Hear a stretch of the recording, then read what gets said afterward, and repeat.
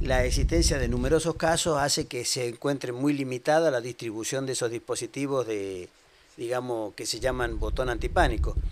La idea es que, digamos, al ser tan pocos, están destinados para casos graves, ¿cierto? Porque acá, por ejemplo, tenemos registrados 2.500 casos. No es en este año, pero son casos, normalmente estos casos vienen reiterándose. O sea, las denuncias se reiteran, a veces son los mismos protagonistas. Muchas veces se pueden resolver, pero siempre está la situación de hecho. Y bueno, les repito, nosotros lo entregamos solamente para aquellos casos graves y donde la situación lleve a que nosotros le oficiemos a la policía y entreguemos esos dispositivos. Bueno, ¿a qué le llama usted casos graves?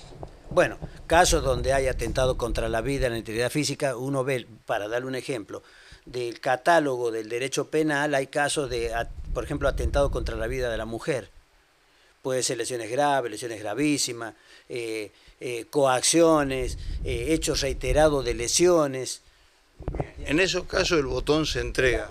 La persona que tenga antecedentes penales.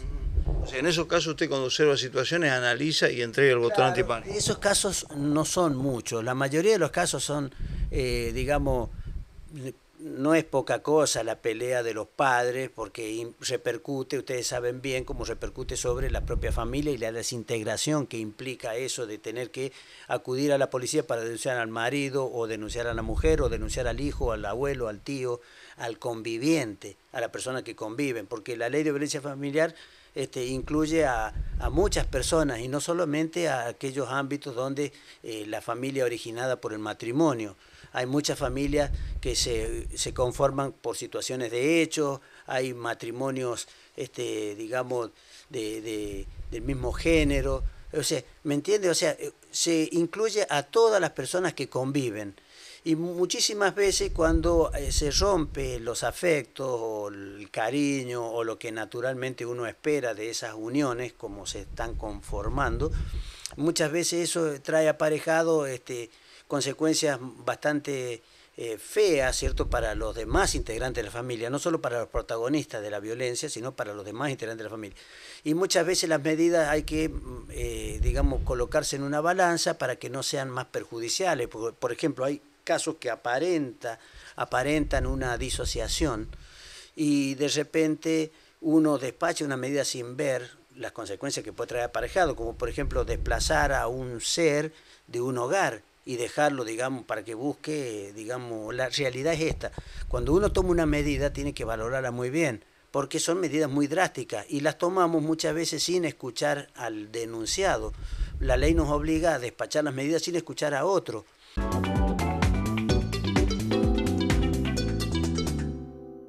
Cuando cuando vemos una mujer golpeada, ahí nosotros vemos, bueno, en ese caso nosotros oficiamos a la policía para que se entregue el dispositivo antipánico, porque ya vemos, ese sería un caso grave, porque llegar a pegarle a la persona ya excede, digamos, las discusiones, las amenazas, o amenazas se concretan en el cuerpo de la víctima.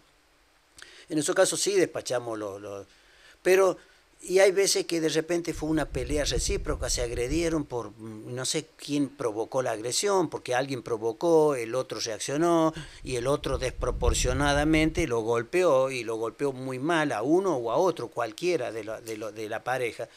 Y entonces a veces viene denuncia a uno, resulta que el que denunció fue el que provocó la situación.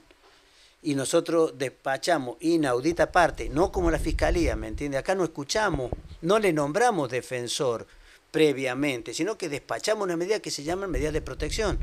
Y la despachamos al primero que aparece denunciando el hecho. Yo le doy ejemplos, nada más, no es todo así, pero muchos casos se nos han presentado como que el denunciante en definitiva pareciera que fue el que provoca la situación.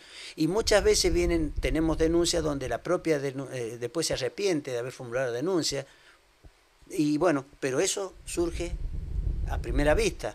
Nosotros, después de despachar las medidas de protección, ordenamos las entrevistas para tener un diagnóstico de la situación. Ordenamos entrevistas psicológicas, ordenamos realizar encuestas sociales para ver cuál es el ámbito en el que vive, cuáles son sus costumbres de las personas involucradas. Es decir, en fin, Es toda una tarea que lleva tiempo también, pero las medidas de protección se imponen de entrada porque la ley dice hacerlo así. Se cuestiona la situación esta porque dice cuál es la verosimilitud del derecho. Cuando se va a despachar una medida así, dice con qué elementos de prueba el juez despacha una medida de protección expulsando a un miembro de la familia al denunciado como violento, y después aparece que las cosas no son así, pero la medida se toma lo mismo. También nos comentaba usted fuera de nota que existe lo otro, es decir, que muchas mujeres reciben el botón y o no lo tienen encendido o lo guardan por allí, ni se acuerdan dónde lo guardan o lo devuelven. ¿También pasa esto? Sí, nos ha pasado que nosotros, que digamos, los dispositivos que hemos entregado, muchos de ellos no han funcionado. Entonces eso nos hace pensar a nosotros, bueno, no era tan violento, o es violento, o tiene miedo la mujer. Pero nosotros, fíjese que nosotros le damos todas las garantías a la mujer de que el agresor va a cesar de su actividad si no solo con la medida de exclusión, sino que incluso con la amenaza de aplicarle el código de falta o el código penal, y en fin, con las entrevistas psicológicas incluso que se ordenan, y ahí digamos, ese interactuar de los profesionales con el agresor, eso disminuye enormemente. Eso sí da resultado, disminuye los niveles de violencia, lo ha disminuido.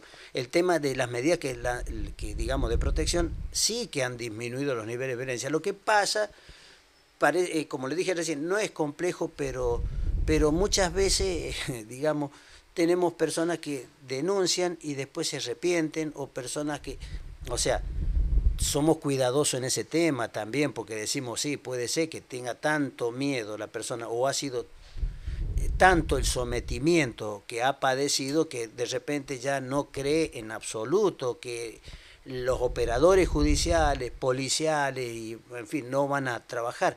Sin embargo, fíjese, aún en ese caso, la mujer viene acá, la mujer o el denunciante viene, acude a la justicia, acude a la policía, lo cual muestra en definitiva que, digamos, es que hay cierta creencia que esto puede funcionar, y bueno, de alguna manera funciona.